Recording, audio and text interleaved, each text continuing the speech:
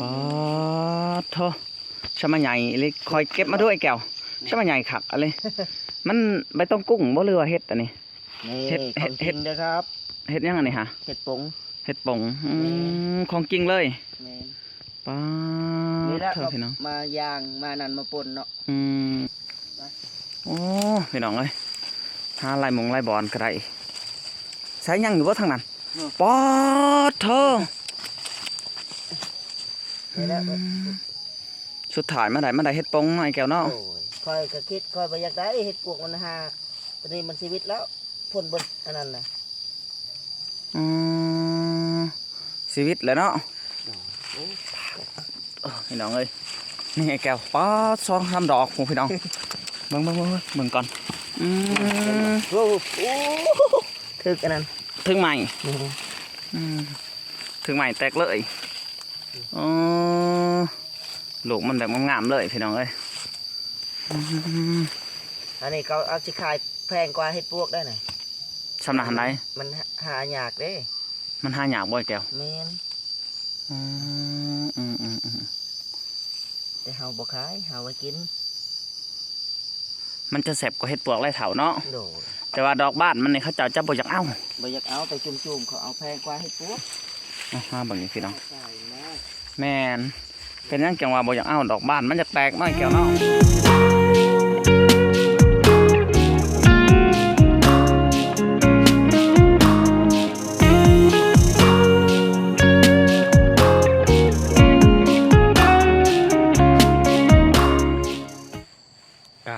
สวัสดีและสบายดีบ่ว่า FC ฝั่งไทยและฝั่งลาว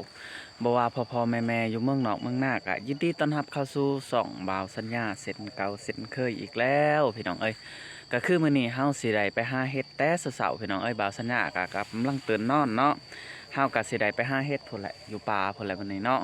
เพราะว่าเฮาสิไปกับไอ้แก้วพี่น้องเนาะไอ้แก้วเพิ่นเคยเอาเห็ดเพิ่นว่าเพิ่นมักไปกับบ่าวลาเนาะเพิ่นว่าเพิ่นได้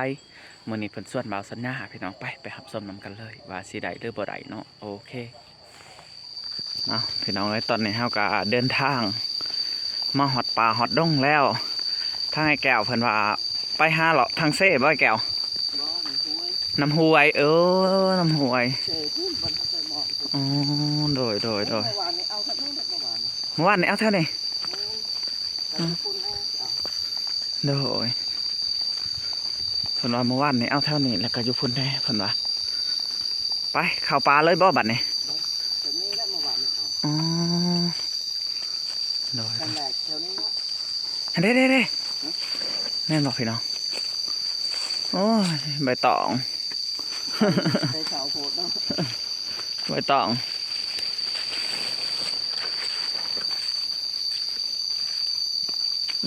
เมื่อวานนี้เอาเท่านี้เนาะอันนี้บ่บอลเคลียร์ให้แก้วพี่น้องเอ้ยวาดเนี่ยเอาเท่านี้พี่น้องเนาะเห็นบอลเคลียร์ไปนำ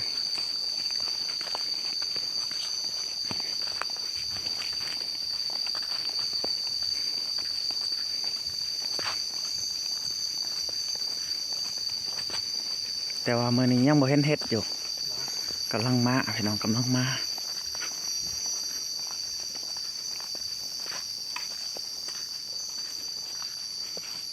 ดูนี่แต่เห็ดมันหวานมาแล้วมันเริ่มห้ามหายเลยเนาะมันคือตะมิดเข้าไปอยู่แล้วซ้อนตะมิดอันไหนไปในใช้กระไรเนาะแต่เด่นนี่ไปในใช้กระมดเนาะอันนี้ตัวเบิ้งมันเอามาวันนี้ขึ้นออกยุ่งยังตัวไหนเราได้เอาหมด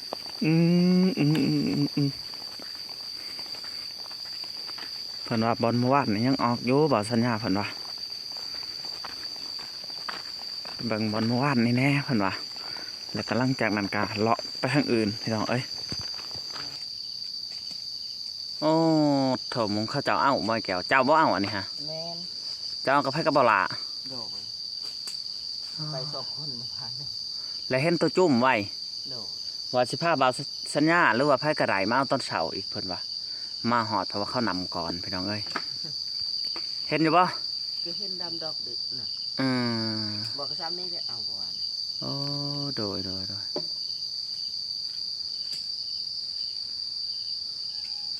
มาตอนเช้าก็ยุ่งเพราะว่าอันเขาเจ้าห้าพี่น้องเอ้ย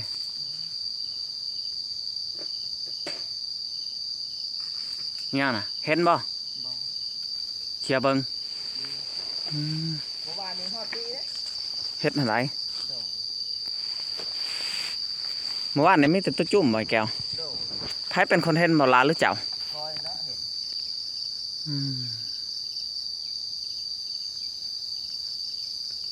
บ่เป็นหยังบ่ได้เห็ดจะหาอย่างอื่นอีกมากิน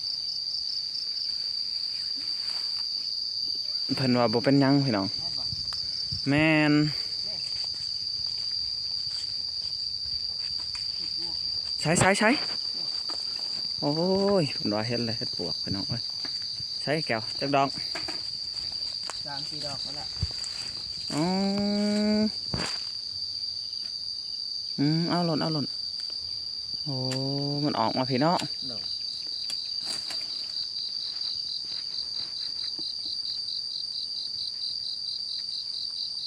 มันสิมีอีกละบ่หมูมันก็ว่า อาจจะมีได้ไอ้แก้วเอ้ย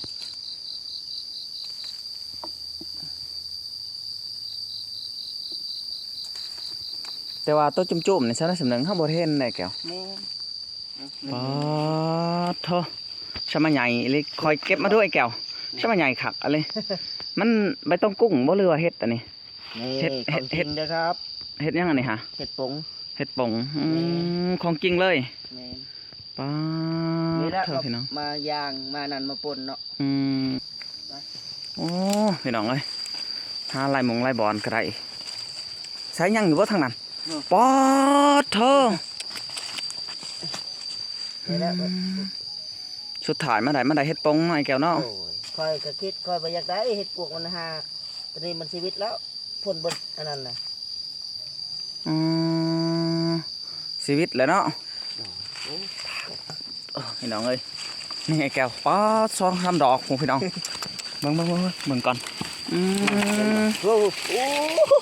ถึกอันนั้น ถึงใหม่อืมถึงใหม่แตกเลยอ๋อลูกมันแบบงามๆเลยพี่น้องเอ้ยอืม อันนี้เขาเอาสิขายแพงกว่าเห็ดปวกได้หน่อย สำนักหันใด มันหายากเด้ มันหายากบ่ไอ้แก้ว แม่น อืม แต่เฮาบ่ขายเฮาไว้กิน มันจะแสบกว่าเห็ดปวกไรเถาเนาะ โดด แต่ว่าดอกบ้านมันนี่เขาเจ้าจะบ่อยากเอา บ่อยากเอาแต่จุ่มๆเขาเอาแพงกว่าเห็ดปวก มาเบิ่งนี่พี่น้อง ใช่นะ แม่นเป็นหยังจังว่าบ่อยากเอาดอกบ้านมันจะแตกน้อยแก้วเนาะ โดด เอาเลาะทางนั้นด้วยแก้วเจ้าทางหลังอ๋อพี่น้องเอ้ยเอาดอนเดียวเนาะนี่คือบอลเห็ดปวกเห็ดปงมันเป็นปงพี่น้องเนาะมันเป็นแบบว่าธรรมศาสตร์มันเป็นแบบว่าโอ้ออกแคมทางเลยพี่น้องอันนี้บ่ฮู้ว่าทางไปไสเนาะแถวนี้ก็ออกหมดบ่อยแก้ว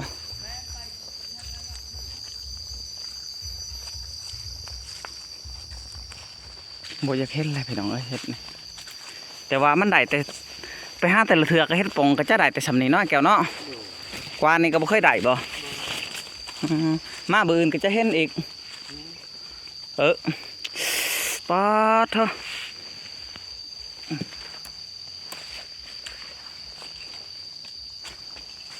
น้ำพี่น้องเลย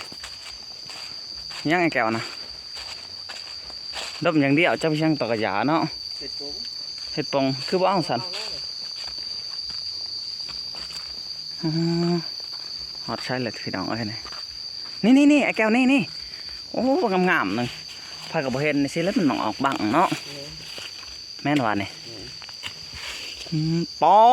ดโธ่พี่น้องเอ้ยดอกนี้น่าแก้วงามไปเลยนี่ แม่น อ๋อพี่น้องเอ้ยคักเลยไปทางได้ปะเนี่ย เมื่อ เมื่อเนาะ แม่น อ๋อโธ่นี่เด้นี่เด้แก้ว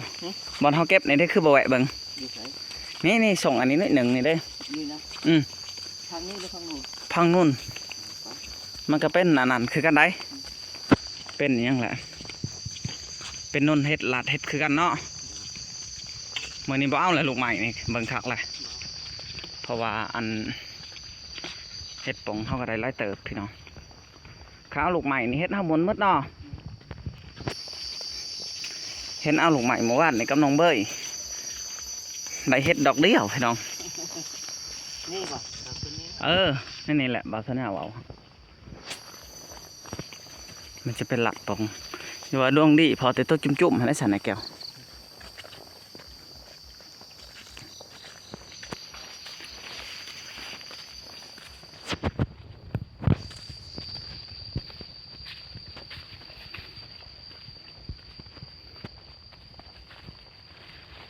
เฮ็ดปวกบ่ออกว่าไปสิแก้ว เมื่อวานนี่แบบนี้เนี่ย อ๋อเมื่อวานนี่ได้แม่นพี่น้องเอ้ยให้แก้วเอาเมื่อวานเนี่ยแก้วเอาเท่านี้เฮ็ดปวกนี่แบบสิมันออกได้เฮ็ดแต่เก่าอันนี้แล้วเขาหลาดดิช่างนะข้าวๆให้แก้วผู้ เดี๋ยวเบิ่งดิ กระตุกหนาม เดี๋ยวนี้มันเอาคนมาตกแต่ว่าเฮ็ดให้มันเฮ็ดอันนั้นเฮ็ดปลูกเน่าก่อน อันนี้เห็นได คือคิดนะ เฮ็ดปวกเนามาได้แล้วพ้นตกมันนั้นเลย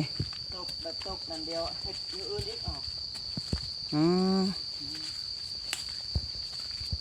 เฮ็ดดิช่างนะ เฮ็ดเลยนะ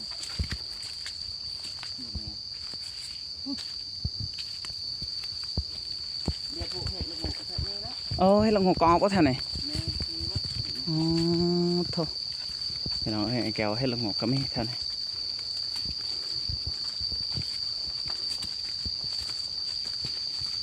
เฮ็ดกินได้ก็บ่เบื่อเนาะเฮ็ดนะ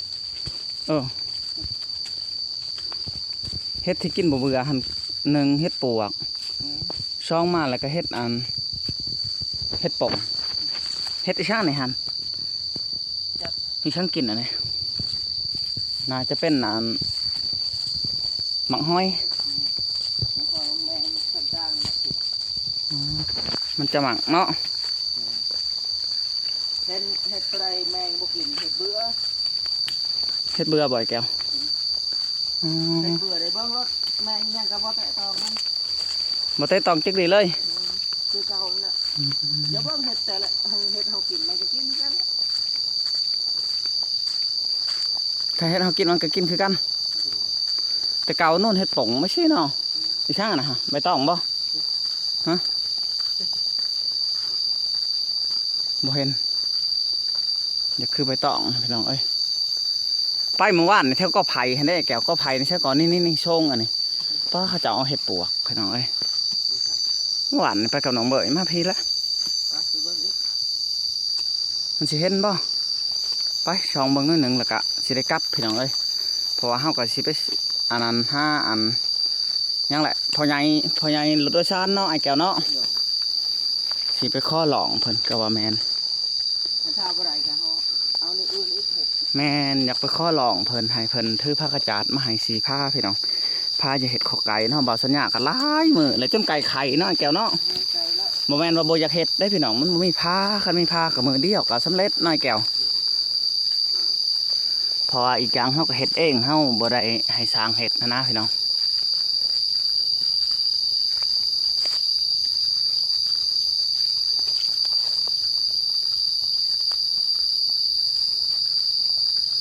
บ่เห็นเนาะไอ้แก้วเนาะ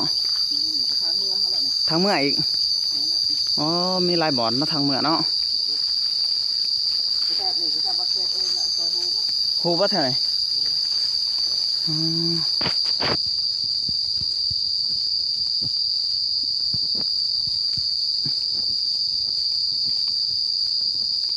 บ่เห็นพี่น้องเอ้ย ด้านนั้นคอยให้ไปตัดไม้ไผ่นี่เอา ไม้ไผ่แล้วจะมีบ่ไม้ไผ่มีบ่แหละไม้ไผ่ หาคอเอาตัวนี้แล้ว หาข้อนะเขาเจ้าขึ้นรถจักรไปได้แก้วนี่นี่ เข้าไปชัวร์มั้ยแม่นสิได้มั้ย อ๋อทางเมื่อฮะนี่แม่นบ่ปโลนหั่นฮะพี่น้องเอ้ยสาเหตุหั่นเบิ่งดูไอ้ไล่ไปได้ให้ FC เบิ่งดูส สิได้กลับเลยพี่น้องเอ้ยบัดนี้เนาะ พอได้ปน พอได้ผลมีแต่เห็ดงามๆเลย จับลายบ่ได้ได้เพิ่นนี่ โมเมนต์ไอ้แก้วหายแล้วพี่น้องมาจากหมุนเนาะ โดย แต่ว่างามเล่นในสูดอกในบ่ได้พี่น้องคักแล้วพี่น้องเอ้ยมื้อนี้ฮามามื้อนี้กะได้พอได้กินกับไอ้แก้วเพิ่นก็ว่าแม่นเห็ดปวกก็บ่ออกสล้อนอยู่แถวนี้เนาะไอ้แก้วเนาะออกสล้อนแถวนี้จะได้ลายเด้พี่น้องอันนี้เป็นหน้าเก่าเขาบ่ไอ้แก้ว นั่นนี่คือขายดินให้เขาเนี่ย โอ้ป้าโทหน้าเราขึ้นมาลายแถแก้ว แม่มันเลย ฮะ นี่ แต่ใช้หาไซ นี่เลาะเนี่ย อืม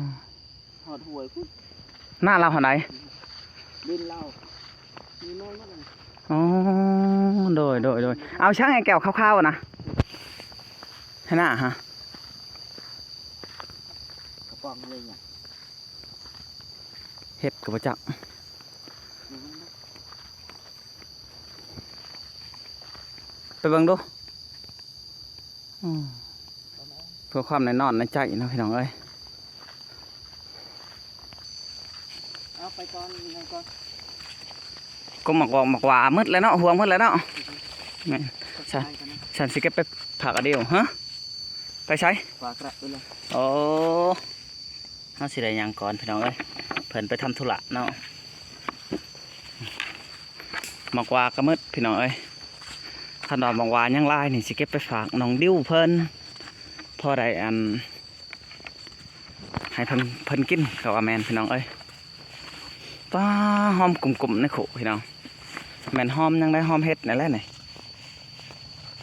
ย่างมาตามทางก็ได้กิน แต่ว่าแถวนี้จะเป็นนู่นเฮ็ดป่งพี่น้องเนาะเฮ็ดป่งเฮ็ดปวกเนาะแถวนี้อาจจะมีลายแต่เก่าแต่ว่าอันคนจะลายกว่า เขาเจะห้าเฮ็ดแถวนี้เนาะเอ้ยเขาก็จะได้ขึ้นตามถนนหนทางไปเนาะ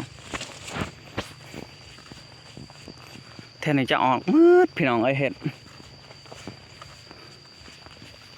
เพราะว่ามันเป็นหาดแบบนี้มันจะออกแต่เฮ็ดป่งพี่น้องเอ้ย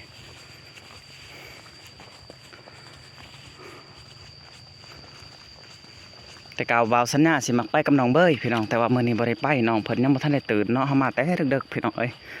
เฮาก็เลยบ่ได้ปลุกเพิ่นพี่น้องสำหรับคลิปนี้ก็บ่มีหยังหลายเนาะบาวสัญญาก็สิลัดเลาะเมื่ออันเพื่อนในแก้วก่อนพี่น้องเอ้ยอ๋อดอกยังได้งามเลยเฮาก็สิลัดเลาะเมื่อทั้งเพื่อนในแก้วเพราะว่าอันเฮาก็ยันรถโดยสารหรือว่าเจ้าของรถโดยสารออกก่อนพี่น้องเอ้ยที่แรกว่าสิหาอีกกับไอ้แก้วแต่ว่ายันเจ้าของรถโดยสารออกก่อนเฮาก็สิไปสั่งผ้ากระจาดให้เพิ่นเอามาให้จัก4 แผ่นพี่น้องเอ้ยพี่น้องสำหรับคลิปนี้ก็บ่มีหยังหลายเนาะจังได้กับฝากไปติดตามคลิปหน้าพี่น้องเอ้ยผู้ใดเบิ่งคลิปนี้ก็ขอให้อายุมันขวัญยืนความเจ็บสู้ให้ได้ความไข้สู้ให้มีพี่น้องเอ้ยเฮ็ดเวียกหรือว่าเฮ็ดเวียกเฮ็ดงานสู่เวียกสู่งานก็ขอให้รับลื่นพี่น้องเอ้ยขอให้เงินไหลกองทองไหลมาพี่น้องขอให้ร่ำให้รวยเนาะสำหรับคลิปนี้ขอกล่าวคำว่าสบายดีเมิดสู่คู่สู่คน